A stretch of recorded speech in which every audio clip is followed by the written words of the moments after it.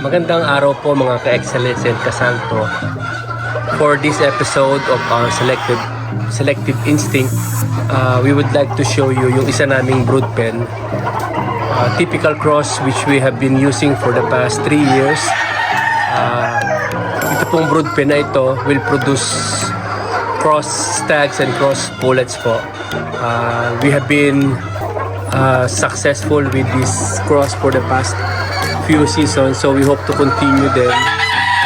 The brood cock in this pen is a sweater 5K.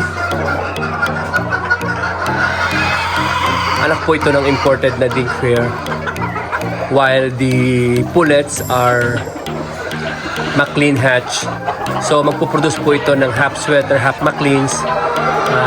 Maganda po process sa amin, experience so far. So we just continued breeding them. The pullets are marked double nose out and out. Anak po ito ng Romero Mcleans. At ang brood cock naman po is a right nose, right in brood cock from Dink. So usually po ang produce nito will give dark fowls. Medyo hindi po sila sa light side, so because of the Mclean influence, and ito pong lalaki mismo sa brood pen is hindi rin po siya light. So usually po the product of this pen will be yellow leg na pula, tapos hindi po sila light. So typical cross tags po ang mga mapuproduce nito. We like them because medyo mapula po yung kanilang mga mata when this kadalasang resulta po ng ganitong process. So the stag in this brood pen, actually cock na po ito, is 2.5 years old brood cock.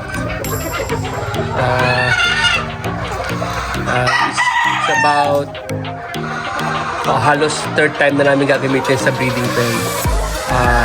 The pure 5Ks that will be produced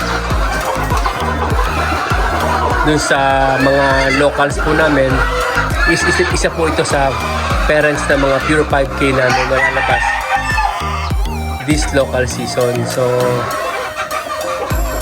sweater Mcleans, so 5K Mclean po ang mga produkto ng pen na ito, and we hope na maging maganda po ulit yung resulta. Again po, ito po ay sweater 5K over Mclean hatch hens to produce sweater Mcleans, pullets, and stags.